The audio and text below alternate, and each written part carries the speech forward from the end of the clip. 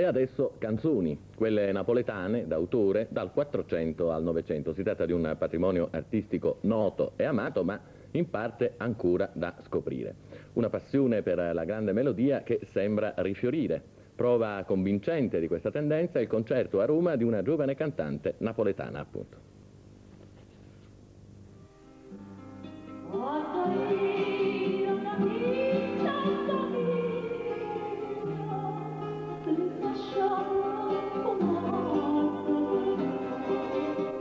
Forse sbaglia chi vorrebbe un museo per la canzone napoletana.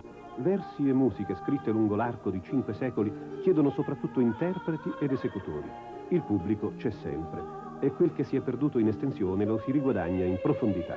La canzone napoletana diventa così un prezioso scrigno di perle da scoprire, capire, godere. Per estremizzare la parabola si può dire dalla strada all'università. E non è un gioco di parole. Nell'aula magna dell'Università La Sapienza di Roma, la canzone napoletana è entrata davvero, col concerto organizzato dall'Associazione Culturale Campania Felix. E c'è entrata con 2 strumenti classici, chitarra e mandolino, e una voce giovane ma anch'essa classica, per tonalità, calore, stilemi, la voce di Consiglia Licciardi.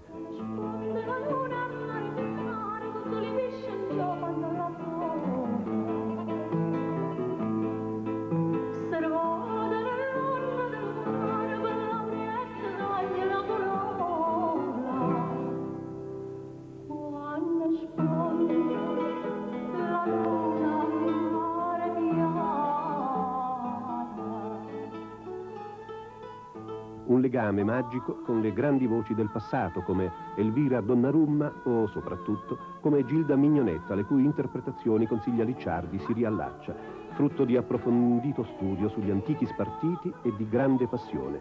Dagli archivi dei conservatori di musica, dalle vecchie collezioni dei cultori di poesia, sono uscite intatte le note, il recitato, lo stile di canto a piena gola o a filo di voce, il segno di una cultura poetica e musicale che in tante sue espressioni ha conquistato il mondo.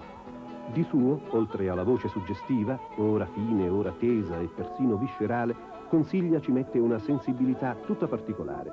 Non si sovrappone alla canzone, ma l'accarezza, risvegliando in chi l'ascolta il brivido di un'emozione sedimentata, ma non spenta, come la canzone napoletana, quando la si canta così.